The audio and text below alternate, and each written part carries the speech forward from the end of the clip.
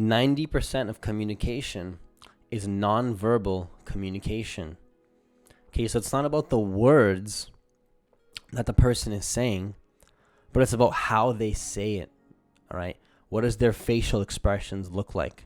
Right? The micro facial expressions, the body language, their posture, their eye contact.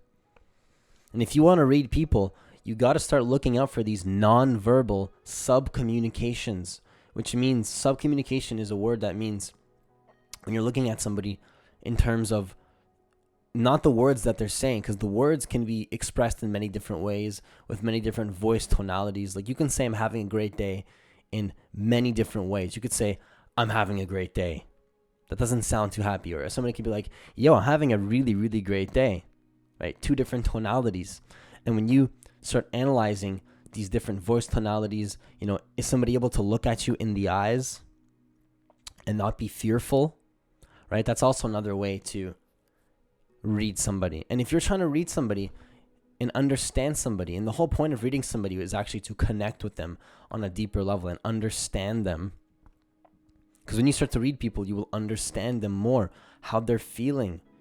You're going to be able to talk to them in a way that is more calibrated. They're going to sense that you understand their feelings because you do. You're connecting with that person. And when I say read somebody, really what I'm saying is you're connecting with them and you're almost becoming them by feeling what it is that they feel. By just not analyzing, but looking at, how do they feel? How do they look? Don't focus on what they're saying, but focus on how they're feeling. And if you're a empathic or sensitive person like I am, you will realize that that's where it comes from. Right? It's the feelings. It's the feelings when you're looking at somebody. That is the most important thing when it comes to reading somebody. And if you're an empathic or sensitive person like me, then you're extra sensitive to, these emotions that people have.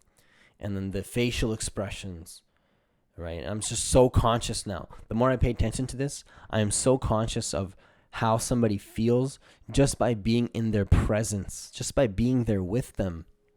I can totally understand where somebody's at in life, how their day is going.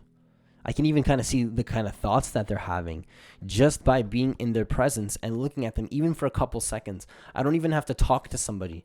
I can look at somebody on the bus and know if they're miserable. You can see it in the eyes. You can see it in their facial expressions, how they look. Very, very easy to see. And it's very interesting.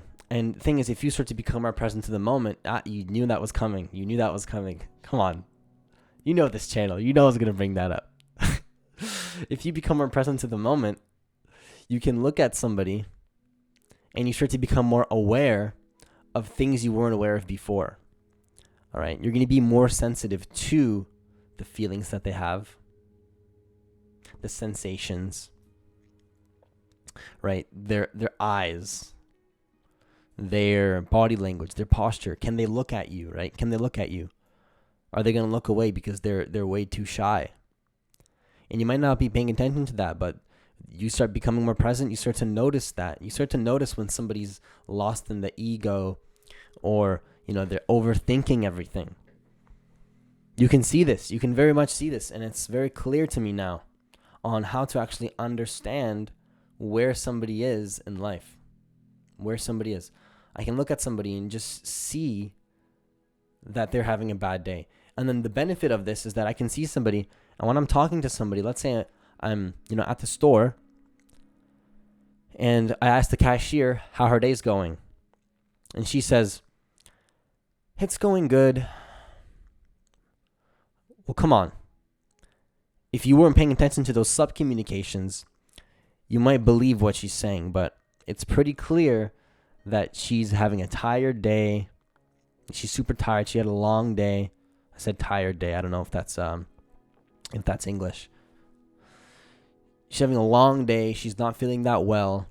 And it's so clear to me. And that's just one example, right? But you can apply this to anything in life. When you're trying to network with somebody or get on somebody's good side, you can feel where they're at. And then they're going to respect you for it. They're going to respect you, whether consciously or subconsciously.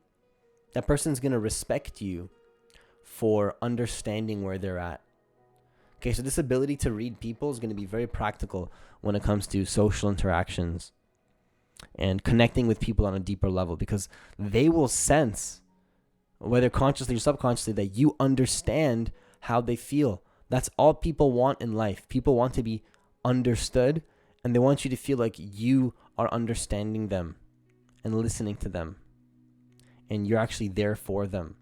And when you can read somebody and understand their body language and their facial expressions and their emotional states just by looking at them, they will have a huge amount of respect for you, whether they realize it or not. Because a lot of people, when they talk to people, they're talking to people that, don't understand them. They don't understand how they feel and what's going on with them. And if you're empathic and sensitive like me, then you have a gift. I'm not saying I have a gift. I'm just saying that some people are more sensitive, and you can use it as a gift, as a strength, because you can, instead of, feeling bad about being very sensitive and being very emotionally sensitive to people, use it as a gift to read and understand people.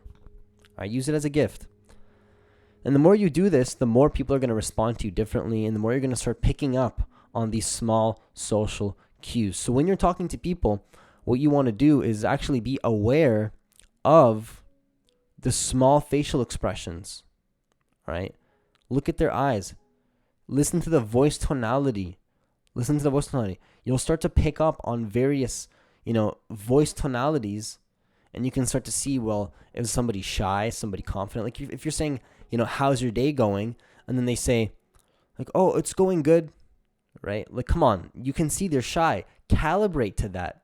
Okay, he's a shy person. Okay, well, I can see that. I'm going to comfort him a little bit, right? And if somebody says, if you say, how's your day going? They say, oh, my day is going great. And they look right at you in their eyes. Well, boom, you're in. You can talk to that person. You just fully understand them. And maybe you've already been doing this unconsciously. You've kind of been feeling this off people. But you can consciously look at somebody and kind of understand where they're at by looking at their body language. So the call to action for this video is start looking at people's, subtle signs of expression. And don't be weird about this. Don't be just like analyzing every little move.